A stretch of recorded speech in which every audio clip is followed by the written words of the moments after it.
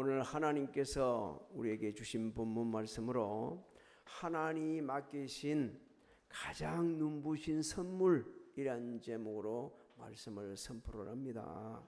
우리 같이 한번 해볼까요? 하나님이 맡기신 가장 눈부신 선물. 그렇습니다. 하나님께서는 우리에게 정말 귀한 선물을 맡겨주셨어요.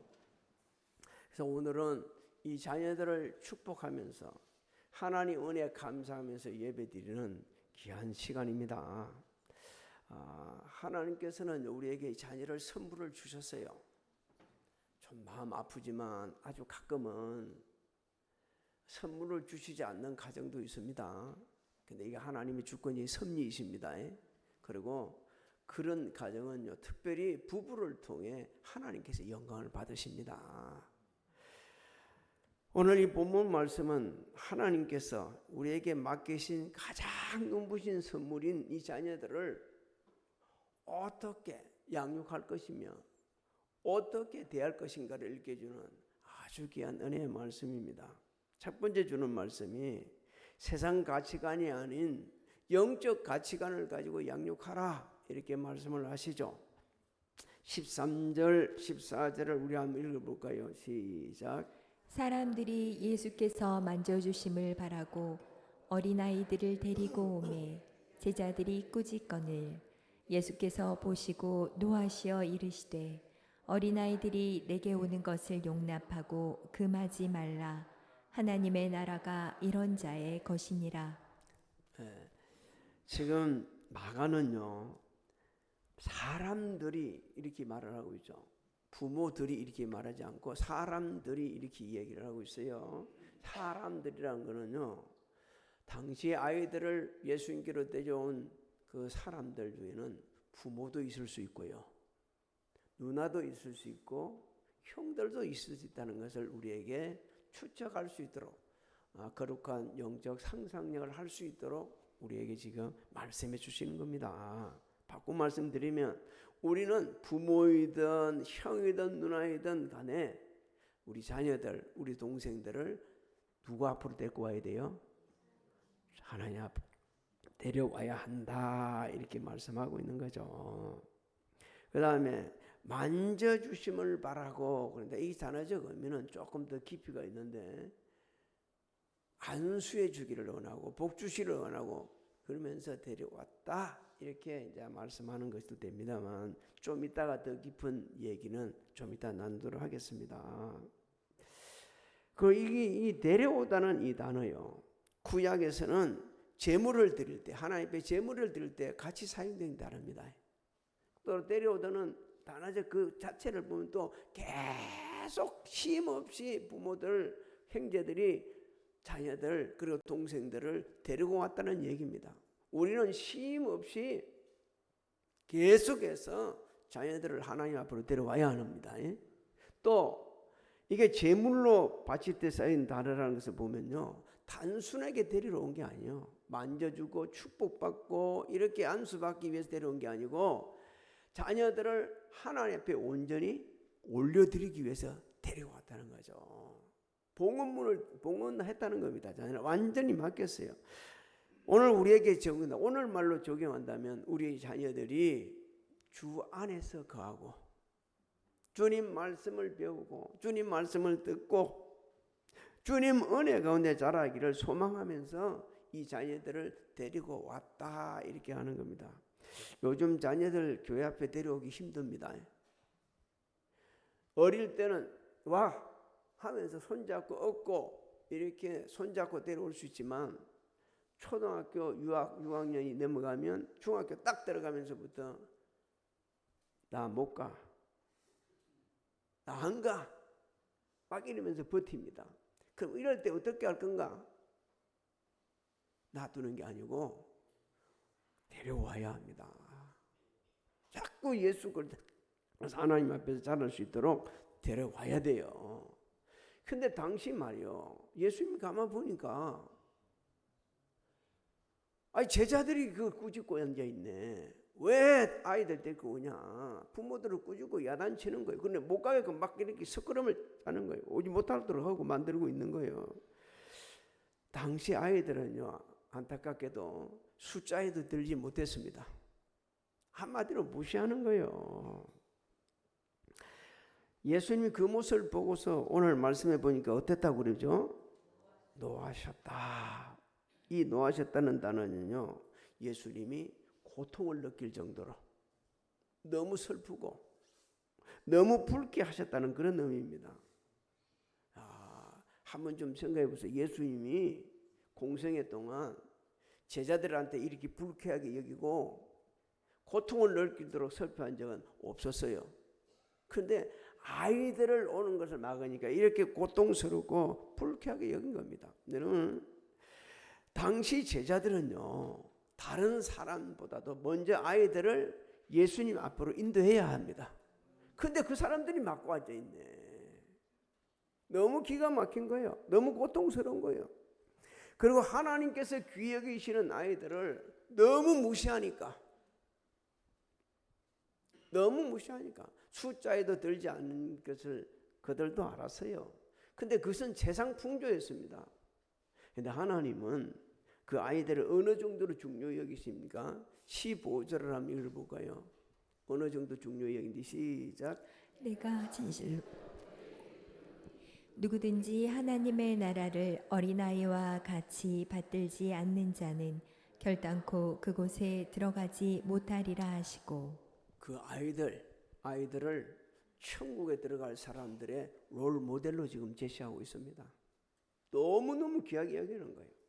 아이들 같이 순수한 마음을 가지지 않으면 아무도 하나님 나라 갈 수 없다. 왜? 아이들은요, 예수님이 말씀하시면 스펀지처럼 받아들여 버립니다. 그대로 받아들이고 그대로 믿거든요. 어른들은 하나님 말씀을 줘도 이 말씀이 들리지 않고 지금 우리 중에 없으면 좋겠지만 혹여 있을지 모르겠어 이 말씀 드리는데, 말씀이 선포되는데도 하나님 말씀은 들어오지 않고 이 머릿속에 할 일이 너무 많아. 누구한테 돈은 받아야 되는데 어떤 놈 미워 죽겠어. 이런 생각이 꽉 잡힐 수 있어요. 근데 아이들은 그렇지 않아요. 말씀 주시면 그대로 받습니다.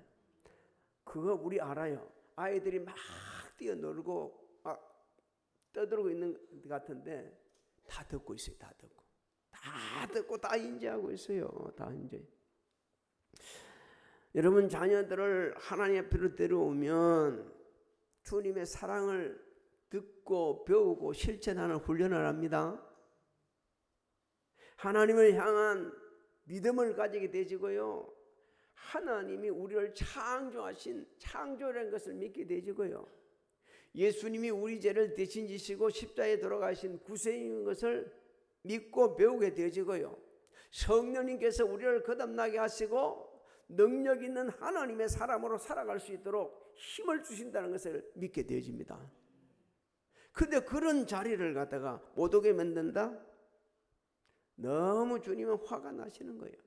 안타깝게도 비신자는 물론이요, 예수 믿는 성도들 중에도 우리 자녀들을 하나님 앞에 나오는 거 가로막는 분들이 있습니다. 있어요.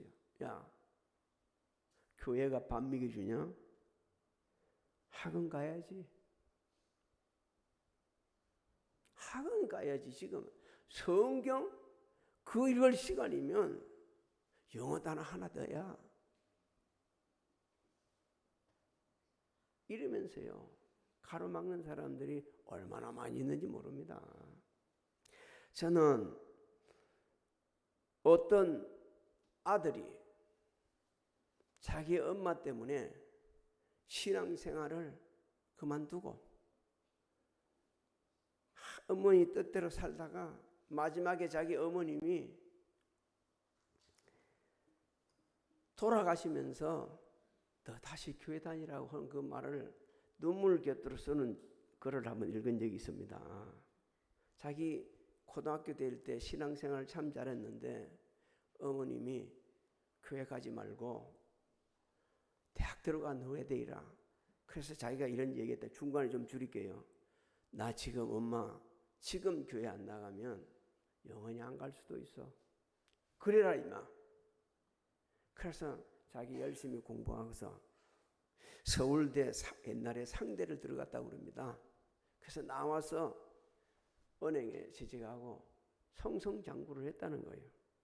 그러고 나서 자기 진짜 교회 안 다녔다는 거예요.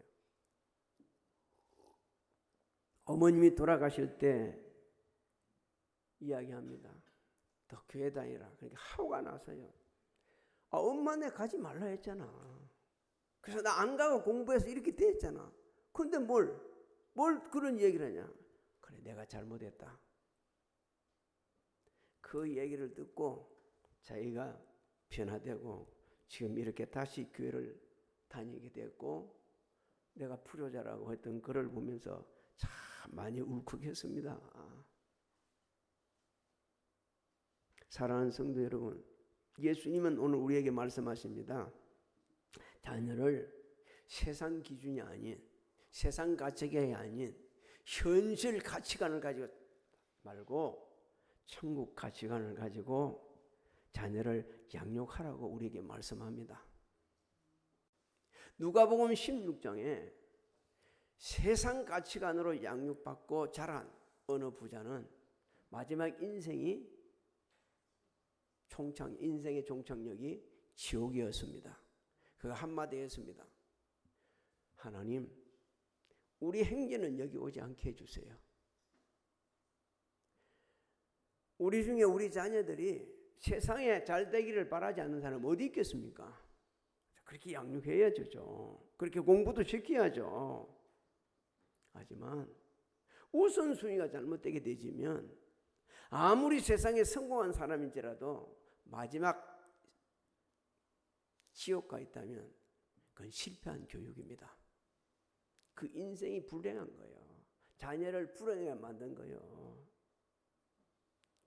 오늘날 영적 가치관으로 자녀를 양육해야 된다는 이 전문 사역자들, 여러분도 책을 많이 읽었을 거예요. 저도 좀 읽어봤거든요. 한결같이 꼭 공통적으로 하는 얘기가 있습니다. 세상에서 1등하는 아이가 아니라 하나님 앞에서 옳은 사람으로 자라도록 양육시켜라. 성공보다 거룩을 추구하는 아이로 양육시켜라. 그러려면 주님 손에 아이를 맡기라. 어릴 때부터 하나님 말씀 듣고 자란 아이하고요, 듣지 않고 자란 아이, 어릴 때부터 하나님 말씀을 읽고 자란 아이하고 하나님 말씀 읽지 않고 자란 아이는요, 사는 자체가 달라집니다. 생각하는 것 자체가 달라져요. 가치관이 다를 수밖에 없습니다. 억지로 부모 따라 교회 왔다가 그냥 부모 돌아가면 그 인생도 끝난 거예요. 모든 것을 돈으로 해결하고 모든 것을 자기 세상 힘, 권세 있으면 그 건설을 해결하려고 하죠. 어느 날 하나님이 브레이크 겁니다. 네 뜻대로 되는 게 아니야. 돈으로 다 해결되는 게 아니야. 권세로 해결되는 게 아니야. 하면서 강하게 내리칩니다. 그때 회개하지 않으면 그는 인생을 거기서 끝내는 거예요. 하지만 예수 그리스도 안에서 잘 양육되어진 자녀들, 그 자녀들 어떤 시련이 와도 흔들리지 않습니다. 왜? 하나님이 나와 함께 하시니까. 임마누엘 하나님 믿기 때문에 어떤 죄를 지을지라도 주님 앞에 나와서 회개합니다. 예수님이 내 죄를 대신 지시고 십자가에 돌아가셨기 때문에. 그래서 회개하는 거예요. 나약해지지 않습니다. 성령님께서 나와 함께 하시면 내게 능력 주신 자 안에서 내가 모든 것을 할 수 있다고 하면서 다시 한번 일어서는 거예요. 그래서 흔들리지 않습니다. 오늘 예배드리는 사랑하는 성도님들이요, 주님이 지금 우리에게 말씀합니다. 너는 네 자녀를 어떻게 양육했냐? 네가 자녀들에게 바라는 그게 뭐냐? 주님은 영적 가치관을 가지고 자녀를 양육해라. 그러면 그 아이는 자라서 내가 나 된 것이 하나님의 은혜입니다.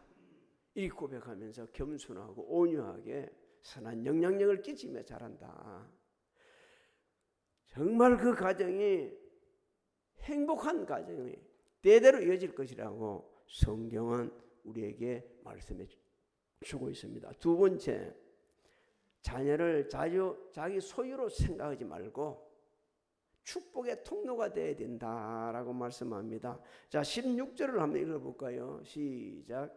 그 어린 아이들을 안고 그들 위에 안수하시고 축복하시니라. 그렇습니다. 한 명 한 명 주님 안아가지고 머리에 축복해 주죠.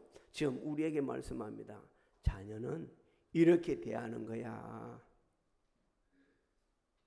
자녀는 네 소유물이 아니야. 자녀를 이렇게 대하는 거야. 사랑으로 품고 주님 이름으로 축복하고 축복의 통로가 돼야 돼.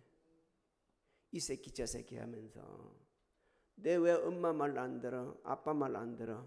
그렇게 키울 소유물이 아니야. 최근 뉴스에 나오는 것. 요 근자에 여러분도 봤는지 모르겠어요. 제가 본 뉴스 중에 하나가 부모에 의해 가지고 8살 묻는 아기가 부모가 말이요 이 핸드폰을 가지고 머리를 때려서 죽였어. 사람이라고 볼 수도 없죠. 사람이라고 어떻게 볼 수가 있겠어요? 왜 그러냐? 부모가 자식을 자신의 소유물로 착각하기 때문에 그렇다는 거예요. 어떻게 부모가 자식이 자기 소유물입니까? 하나님은 그럴 수 없다는 거예요. 아니라는 거예요. 우리에게 맡겨주셨습니다. 맡겨주셨어요. 맡겨주셨기 때문에 하나님 뜻대로 양육해야 되지 내 소유물이 아니요. 우리에게 맡겨준 것뿐입니다. 그래서 자녀를 우리를 선물로 주셨다는 것을 잊지 말아야 돼요. 하나님께서 주신 선물을요 하나님의 뜻대로 양육할 책임 우리에게 있습니다. 내 마음대로 하는 게 아니에요. 내가 욕을 좋아하니까 내 생각에 네가 판사가 돼야 되고 내 생각에 너는 검사가 돼야 되고 내 생각에 너는 의사가 돼야 되고 이게 아니고 하나님 뜻을 구해야 합니다. 네, 하나님의 뜻을 구하고 여러분 보십시오. 세상에 얼마나 우리나라가 잘못되어 가고 있냐면요 산부인과 의사가 없어요. 아이가 태어날 건데 말이요 의사 받아주는 데가 없어가지고 충청도에서 부산까지 갑니다. 그런데 그 아이 너무 늦게 가지고 아이가 죽었어요. 누구 책임입니까? 국가 책임이요? 아니요. 우리 책임이요. 우리 책임. 우리가 그렇게 맺는 거예요. 의사가 하려도 돈 잘 버리고 고통스럽지 않는 부분만 해라. 정말 잘못된 거예요. 정말 너무너무 잘못된 거예요. 여러분 우리 그런 얘기 들을 때 막 화가 나지 않습니까? 근데 그 화낼 자격도 없는 사람들이 우리요. 왜? 우리가 그렇게 했기 때문에. 저는 그렇게 심각한 줄 몰랐습니다. 우린 이렇게 심각한 줄을 정말 몰랐어요. 그걸 딱 보고서 말이에요. 막 뭐가 치솟기 시작하는 겁니다. 그런데 금방 해결했어요. 하나님, 제가 그 중에 한 사람입니다. 우리 모세 부모 아므람과 요게벳한테 배워야 합니다. 자녀 양육은요 소유물로 키우는 게 아니고 하나님 뜻대로 양육해야 된다. 그 당시는요 남자아이는 태어나면 나일강에 던지라고 했습니다. 그런데 이 극한 상황 속에서도 모세 부모는요 바로 명령보다 하나님을 더 두려워했습니다. 그리고 모세를 소유하지 않았어요. 하나님께 맡겨버립니다. 맡기니까 하나님께서 그를 모세를 어디에서 구원해 주죠? 강물에서 구원해 주시고 이스라엘 민족을 구원하는 위대한 지도자가 되었습니다. 히브리서 11장 23절로 26절을 한번 읽어볼까요? 시작. 믿음으로 모세가 났을 때 그 부모가 아름다운 아이임을 보고 석 달 동안 숨겨 임금의 명령을 무서워 아니하였으며 믿음으로 모세는 장성하여 바로의 공주의 아들이라 칭함을 거절하고 도리어 하나님의 백성과 함께 고난받기를 잠시 죄악의 낙을 누리는 것보다 더 좋아하고 그리스도를 위하여 받는 능욕을 애굽의 모든 보화보다 더 큰 재물로 여겼으니 이는 상 주심을 바라봄이라. 여러분, 우리가 하나님 뜻대로 자녀를 양육한다 해서 세상에서 잘 나가는 지도자, 경영인, 국회의원, 장관, 대통령 못 알아보는 법 없습니다. 그 안에서 잘 자라면 하나님께서 그들을 그렇게 들어서 주세요. 그렇게 들어서 주십니다. 우리가 자녀들을 품에 품고 기도해주고 축복의 통로가 되면요, 그렇게 자란 아이들은요, 그 전문가들에 의하면 이렇게 이야기합니다. 다른 사람 사랑할 줄 알고, 다른 사람 배려할 줄 알고, 다른 사람을 품을 줄 수 있는 큰 그릇이 된다고 말합니다. 저 그분들 그 연구가 맞다고 생각합니다. 가난할지라도 자녀들에게, 물론 가난을 물려주지 하지 않아야겠지만 정말 하나님의 따뜻한 그 사랑으로 품어서 그 사랑을 심어줘야 됩니다. 주님의 마음을, 온유하고 겸손한 마음을 주는 거예요. 그러면 아이들은 세상을 다르게 살아갑니다. 하나님께서는 강약길을 걷고 있는 이스라엘 백성들에게 말씀하셨어요. 자녀들한테 말만 하지 말고 집에서, 가정에서, 어디서든지 간에 본을 보이라. 그러면서 산 교육을 시키라. 신명기 6장 7절로 9절을 한번 읽어볼까요? 시작. 내 자녀에게 부지런히 가르치며 집에 앉았을 때에든지 길을 갈 때에든지 누워 있을 때에든지 일어날 때에든지 이 말씀을 강론할 것이며 너는 또 그것을 내 손목에 매어 기호를 삼으며 내 미간에 붙여 표로 삼고 또 내 집 문설주와 바깥문에 기록할지니라. 하나님 은혜로 이스라엘 백성들은 애굽에서 구원받습니다. 그런데 그 구원받은 사람들이 은혜를 망각하죠. 자녀들에게 하나님 말씀 안 가르치죠. 결국 우상 숭배로 빠지고 나라가 멸망당합니다. 70년 동안 혹독한 포로 생활을 해야 했습니다. 성경은 우리에게 이렇게 이야기하고 있어요. 마땅히 행할 길을 아이에게 가르치라. 그러면 늙어도 그것을 떠나지 아니하리라. 이렇게 말씀하고 있습니다. 아마 우리 중에 교육에 종사하는 모든 우리 선생님들, 교육을 감당하는 선생님들, 그리고 좀 아이들에 대해서 관심을 가지고 있는 분들, 아마 집집마다 이 책이 꼭 꼽혀 있을 걸 아는데, 아이 성격만 알아도 행복해진다. 이백용 송지혜 씨의 그 책 아마 가지고 있을 겁니다. 이분들은 성격을 8가지로 정의를 하고 있죠. 외향형, 내향형, 현실형, 이상형, 사고형, 감정형, 정리형, 개방형, 이렇게 얘기를 하고 있어요. 그래서 그 책에 보면 우리 아이가 외향형인지 내향형인지 뭘 보고 알 건가, 그죠? 그분들이 나름대로 정리해 놓은 게 있죠. 외향형인가 내향형인가, 이거는 아이가 어디서 에너지를 얻는가 보면 안다는 겁니다. 어디서 에너지를 얻는가. 현실형인가 이상형인가, 관심이 어디에 있는가를 보면 안다는 거예요. 사고행인가 감성인가, 무슨 기준으로 의사를 결정하는가, 그걸 보면 안다는 겁니다. 그런데 재미있는 거 하나만 내가 소개할 거예요. 정리행과 이 개방형. 아이가 말이요, 정리행은 볼펜은 다 어디에요? 연필꽂이에. 책은 제자리에 탁탁 꼽아놓는다. 그러면요 너무 좋아한다는 거야. 그 같은 성격의 어머니는. 그런데 이 정리 안 되는 아이들, 책이 여기 있고 저기 있고 이런다. 너 왜 정리 안 했어? 이러면 이 정리한 거야. 아, 왜 이리 헛떠나서? 아니, 매일 쓰는 책은 가까이 있어야 보지. 연필도 가까이 있어야 보고 지우개도 가까이 있어야 보지. 뭘 저렇게 꼭 꼽아놓냐? 그러면 이 새끼 말 안 된다고 때린다는 거예요. 그러면 안 된다는 겁니다. 그러면 안 된다는 거예요. 맞는 말 아니요? 아니, 금방 매일 읽어야 될 책은 놔놔야지. 책꽂이 꼽아놓고 또 뭐 하는 거예요? 제가 그렇게 삽니다.